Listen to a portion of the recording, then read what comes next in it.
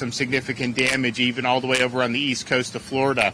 We've also been able to tour. We did a driving tour of Siesta Key, was able to see some of the damage that was out there. Also saw what appeared to me to be some of the leftover debris from Helene that was, out in the street or whatnot.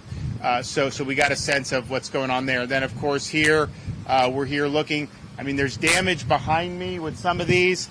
Honestly, for the mobile home stuff, I thought there would be more roofs. So some of these mobile homes, I mean, they've done a lot better in Florida over the years.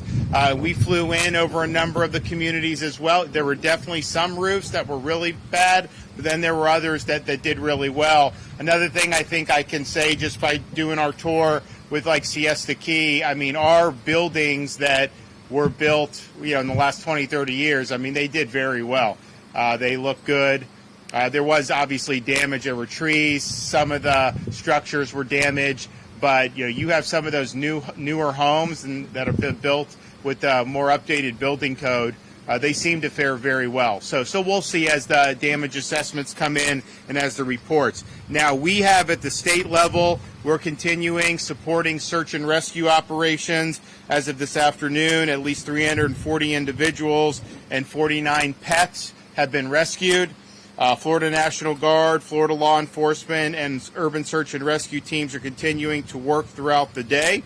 We've got a lot of rescue craft operational. Hundreds of rescuers are engaged in over 125 missions in 26 counties. Some of that's in conjunction with the local law enforcement and fire and other first responders. I know a lot of the sheriffs are doing a lot of good work.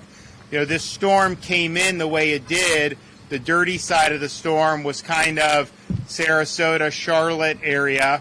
And then the northern side of the storm, it actually, instead of doing storm surge into Tampa Bay, it sucked it out. But the northern side of the storm had a lot of precipitation. I mean, they were just getting water dumped on them. So whereas Helene created a lot of storm surge in that part of the state, this one didn't do that there, but it created like inland flooding. And you're going to, so you see that in Pinellas and Hillsborough counties. You also got an awful lot of water dumped in the center and northern parts of the state on the northern side of the storm. So we're going to continue to respond for those as appropriate. Power. So as of the 3 p.m. update, we've got 3.2 million that are without power, 3.2 million accounts throughout the state of Florida. Since the storm hit, 880,000 have been restored. So we've basically had a storm that's had over 4 million power outages. I think that's probably similar to what we saw with Hurricanes Irma and Hurricanes Ian. And I know but on this one, we have 50,000 linemen. We had probably 40-some thousand for Ian. I don't think they had them pre-staged for Irma, but we've got over 50,000 linemen. So they are hard at work. I know this area is FPL. I know they're planning a big push. So we feel very confident that those folks are working very hard, and you're going to see some good stuff here in the ensuing time period. Sarasota County, where we are now, is about 66% out as we speak. Prior to landfall here in Sarasota, we staged thousands of sandbags, 9 high-water vehicles, 3 high-wheeled vehicles for search and rescue, 12 emergency sat phones, 4 urban search and rescue teams, and 2 swiftwater teams. And now we are continuing to help with 25 additional generators, 3 swamp buggies, FWC search and rescue boats, 3 mobile command vehicles, 4 ambulance strike teams, 4,000 gallons of diesel, 4,000 gallons of regular unleaded, 5 helicopters, additional Starlinks, 20 diesel trash pumps, and additional supplies like tarps, fans, and dehumidifiers. Cut and toss began at first light by the Florida Department of Transportation. We have 328 crews active in the field, over 350 pieces of heavy equipment, 150 bridge inspectors were dispatched immediately, and over 620 bridges have already been inspected. As I said in my executive order for Hurricane Milton, local authorities must allow residents back to their homes once the roadways are deemed safe. In Tampa, the Sunshine Skyway, Gandy, Howard Franklin, and Courtney Campbell causeways have all been inspected, cleared, and they are open for traffic. Bridges are being opened as soon as state inspections are complete. There are a couple bridges throughout other parts of the state where they are looking at different issues. I-4, I-75, Alligator Alley are all clear and they're all open. US 1 and A1A have been cleared with the exception of A1A at Matanzas Avenue and Butler Beach. That's over on the other coast. Assessing a few areas where damage has occurred along roadways and bridges, such as washouts and flooding. That is continuing to go. There have been 5,000 traffic signals. 280 signals in the state are not currently operational. They're working to deploy generators to get those back up. If you come to a traffic light that is out, you treat it like a four-way stop. So just remember, that's how people are going to do. So if you're going, you got to stop, look like you would on a stop sign. There are many schools closed today, but we're working with the Department of Education to have schools resume as quickly as possible across the state, and that's going to be a little bit different depending on how you were affected by the storm. But I think the majority of those school districts that were closed probably had minimal to no impacts from the storm and should be able to resume operations very quickly. If you want to look to see what your school district's plans are, you can go to fldoe.org/storm info. Now, please remember, as you survey damage and you clean up, be cautious of any downed power lines. They can be deadly. Do not touch them and stay away from any debris that may be tangled within the power lines. Be careful of standing water. You know, we are Siesta Key. I was able to sue. I mean, there's some. It's gone down, but there is some. There's going to be some inland flooding. Just be very careful when you're talking about standing water. There could be power lines down in there. There could be other hazards, and that could cause major problems. Be careful when you use ladders. We always have injuries and sometimes even fatalities based on the use of ladders. We've got a lot of elderly residents. We have different groups that will be in Florida that will help you with some of these things. These charity groups, these church groups, they go in to help people with their homes and help clean up debris. So utilize that. Don't put yourself at risk.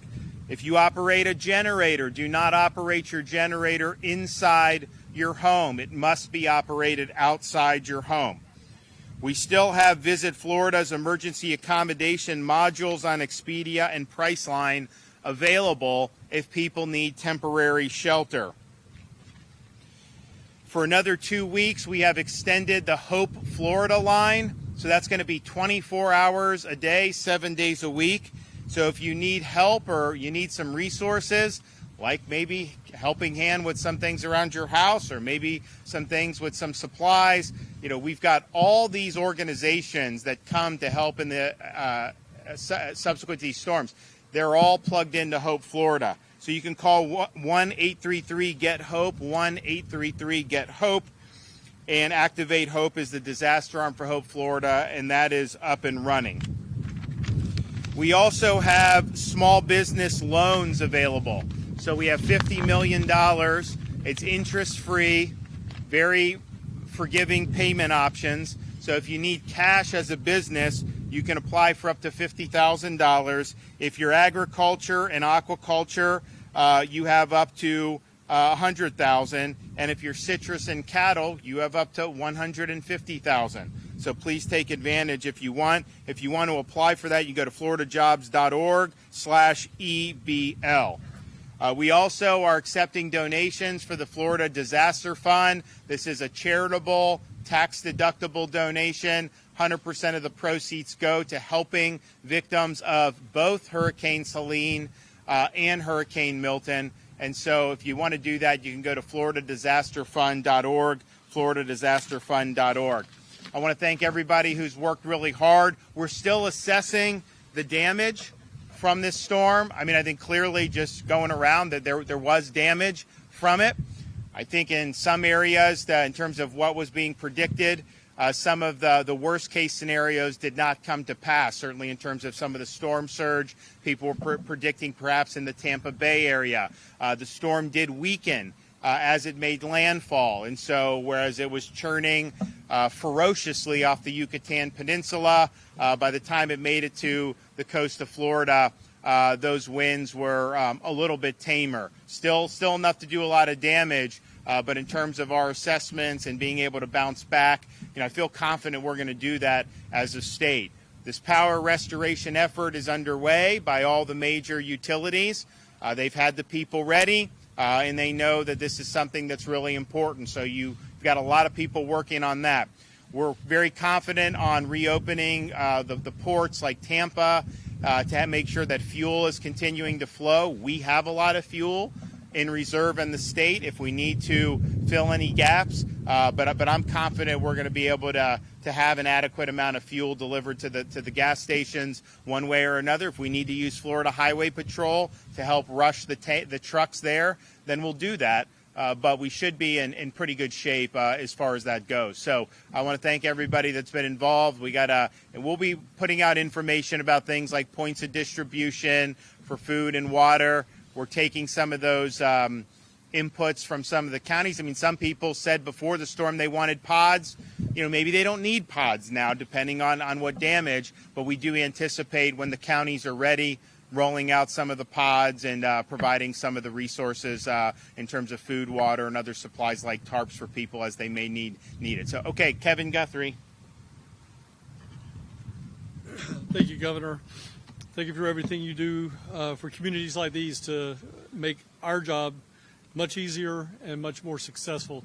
Before I get started, there's a lot of people here that I want to thank that are the partners of the State Emergency Response Team. And as I look around here from right to left, we've got the Florida Department of Law Enforcement, Florida Highway Patrol, the Florida National Guard, members of the federal and state USAR task forces that are in here, local sheriff's offices.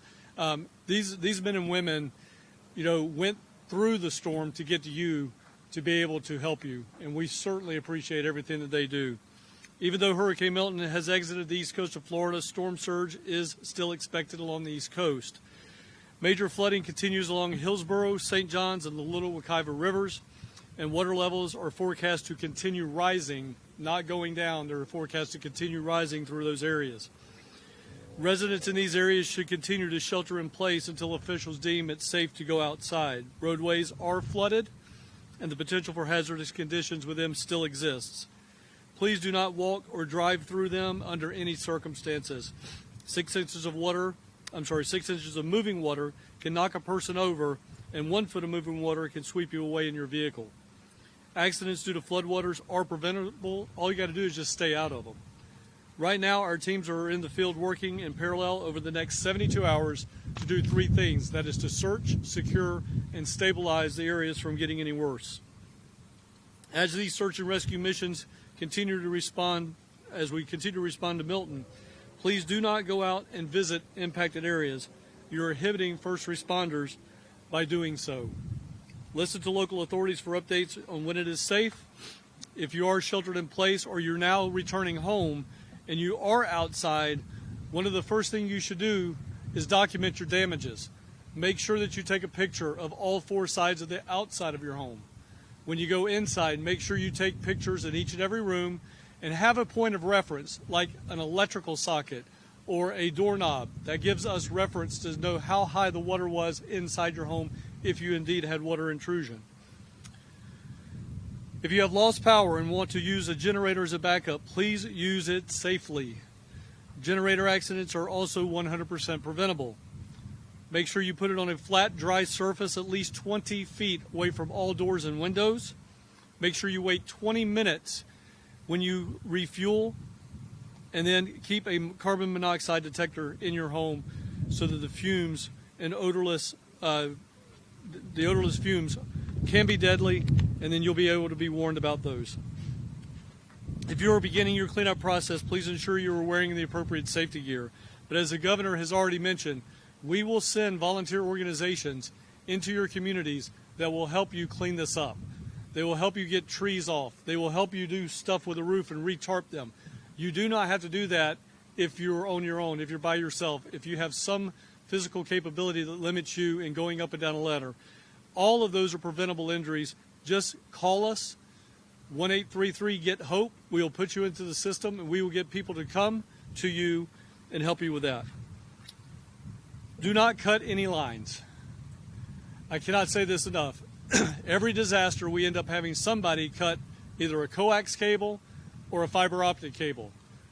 That is your lifeline to 911 services. Please do not cut lines. Let somebody else come in and do the cutting for you. If you see a dangerous situation, make sure you call your local authorities and report it so that they can come out and mitigate it. For assistance after the storm, for information, please call 1-800-342-3577. I'm sorry, that's a correction. 1-800-342-3557. Help is available in English, Spanish, and Haitian Creole. You can always visit floridadisaster.org/updates for more information in real time. The best way to follow us and get those updates is follow us on X and Instagram at FLSERT and on Facebook at FDEM for, again, real-time updates. Governor, thank you so much. Appreciate your cooperation and assistance. Thank you, Governor, and good afternoon, everybody. First, I just want to express my deepest sympathy to everybody who has been impacted by these storms. I know many people have been impacted by not just Milton, but also Helene, and maybe some of you, even Debbie. These back-to-back storms are hard, and I know that there's been a loss of life. And when I brief the president and I give him updates, he continues to say, please make sure we're giving Floridians everything that they need. And so part of my reason for being here on the ground is to make sure I can understand what the impacts are. And as I've been able to go through Siesta Key this morning and see the impacts, talk to local leaders, talk to residents here, I can see the impacts. I heard the concerns. And one of those big concerns that I've heard continues to be the debris removal. The governor and I had a conversation about this pre-storm, and I assured him that we are going to be flexible in how we execute our authorities for those emergency debris removal measures that had to take place prior to the storm making landfall. And I will continue to make sure that we are bringing everything we need to support the Floridians in their response and their recovery from this event. When the governor asked for a pre-landfall emergency declaration, the president quickly approved that, and it gave us the ability to employ all of our search and rescue teams that we brought into the area, as well as some of our ambulances to support some of the response operations through the evening. We have additional resources that are staged throughout the state, and we'll continue to work with Director Guthrie on what his needs are and support him where he needs us the most. What I will say to close on this is just, again, my heart goes out to everybody that's been impacted. We have resources here. We are integrated really well with the state partners, Director Guthrie and his team. I will continue to provide the governor any resources that he needs. And just know that FEMA and the rest of the federal family will be here to support you throughout this recovery. Thank you. Also, just want to make clear again, as we're in this phase of getting our legs underneath us, assessing the damage, helping with rescues, stabilizing, getting people back on their feet, there may be opportunities that some people think they can take advantage of. I'm warning you, don't do that. If you loot, you will be held accountable. If you're doing things that violate the law, if you're going to try to take advantage of vulnerable people, we're going to throw the book at you. I mean, we even had some jackass chain a dog to a pole as the storm was coming. Florida Highway Patrol rescued the dog. It's now in Tallahassee. Honestly, it's a good dog, but I mean, it's traumatized from that. And so they're, we're watching over the dog now, but it's like, you see some of this stuff. And so as we see so much good and how people band together and respond and are out there with our first responders, people have been working around the clock since the beginning of the onset of the Helene emergency, nonstop for the last few weeks. You also see the flip side of that as you see some people who do a lot of really bad things. And so just know you're not going to get away with it. You will be held accountable one way or another. Okay, anybody have questions? What's the plan for the cell service that a lot of people in Sarasota County don't have any cell service right now? So we do know that Verizon did have some issues. We already made calls to Verizon. They are working desperately to get that back up and running. That was more of a Central Florida issue. This here is going to be more of an electric issue and getting the power back onto the actual towers. But simultaneously, we will be moving generators in, working with the big three, which is T-Mobile, AT&T, and Verizon, to figure out where they need help.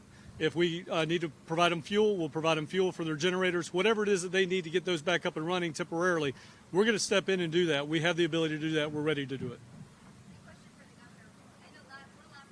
Talking about those tiger dams, did you deploy any of them, and did they work?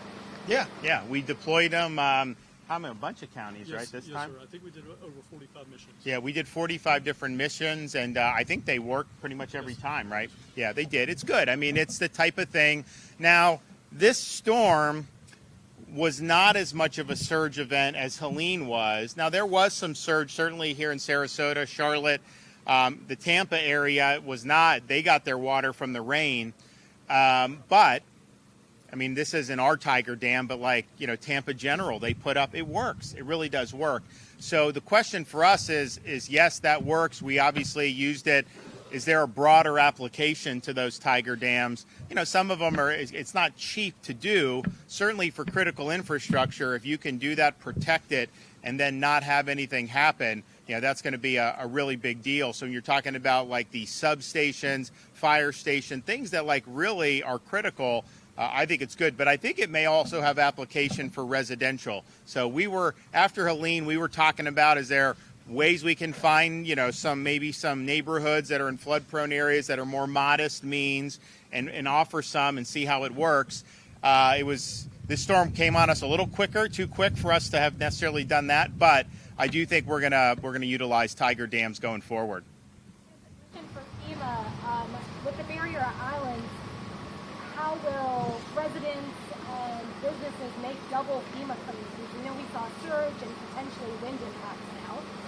Yeah, so it's a great question. And so if somebody has had impacts from both Helene as well as Milton, I actually need them to apply for both scenarios, for both of those incidents, because they will be eligible for different funding and additional funding as a result of having double damages. And so make sure they apply for both. The caution that I give is making sure that as people are applying for one, that they're listing the dates as it relates to that one, because what we will see is we will see some bounce back, and we'll have to get more information if you apply for Milton but you're listing damages from Helene. And so we'll work with them. We're going to have people that are going to be out in the field. We call them disaster survivor assistant specialists. They're going to be out walking around helping people.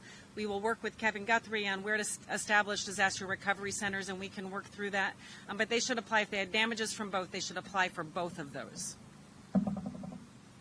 And so we're going to continue working with our local communities to get people back on their feet. I mean, obviously, I do think that this debris mission is going to be important, and it's very, I think, positive, the discussions that Deanne and Kevin have been having. So I think we're going to be in a much better spot on that going forward. And then I also just think that this is, you face two hurricanes in a couple weeks. Not easy to go through, but I've seen a lot of resilience throughout this state. I think people just, when you're a Floridian, you kind of just know, like these are things that can happen, and you roll with it, and you just kind of deal with it. So I've seen a lot of grit. I've seen a lot of determination, and I'm very confident that this area is going to bounce back very, very quickly. I mean, as much as I was looking at damage at Siesta Key, I was looking at how nice it is and how we're going to be able to get that back up and running again. I think very, very quickly. So we'll do it. We'll get it done. Now, we're not out of hurricane season yet. I don't want to scare anybody, but the reality is hurricane season goes through November. Now, usually the further we get into October, you're less likely to have a major hurricane, but the reality is that there is some weather, so it's possible something could happen in the later part of October. I'm not saying it's likely, but it's just that is a possibility of something that could happen. I hope it doesn't happen. I hope that this one wouldn't happen because we knew Helene was a lot to deal with. But regardless, we'll always hope for the best, but we will be prepared. So I want to thank everybody who's been involved in the effort. Thank all these linemen who are working to get the power back on. I mean, I think most people get in most other states, if you had 4 million power outages, you're talking about that would probably be 6 weeks, to be able to do that. I think you're going to be impressed with what these guys do, and they came from as far away as California to be able to help with the effort here in the state of Florida. And I think it's going to be very meaningful, and I think it's going to make a difference. So thanks to them, and thanks to everybody for all your work. Thanks, guys.